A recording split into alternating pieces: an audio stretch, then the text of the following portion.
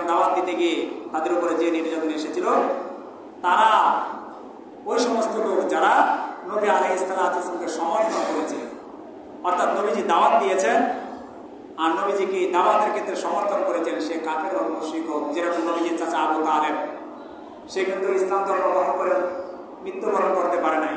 কিন্তু যতদিন বেঁচে ছিলেন, যতদিন আবু তালেব বেঁচে ছিলেন, নবীজিকে মক্কার যত বড় নেতাই হোক না কেন, আবু তালেবের কারণে নবীজিকে কোনো কথা বলতে পারে নাই কেউ।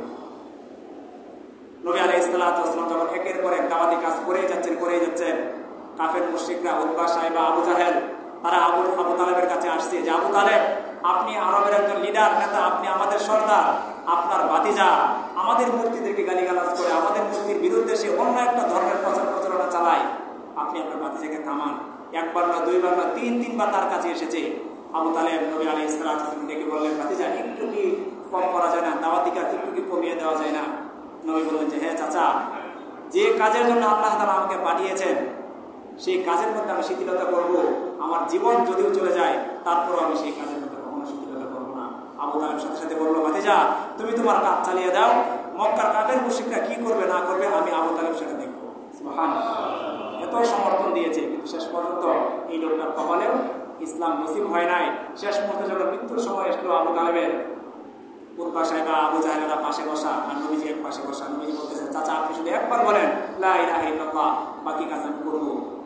আর কাফের মুশরিকরা বলতেছে, আবু তালেব সারা জীবন আপনি আমাদের নেতা ছিলেন, আরবের মানুষেরা আপনাকে অনুসরণ করে, আপনার মৃত্যুর পরে মানুষেরা বলবে যে ভাতিজার হাতে আপনি ইসলাম ধর্ম গ্রহণ করে মৃত্যুবরণ করেছেন, এটা তো আপনাদের অনেক নাম চালান।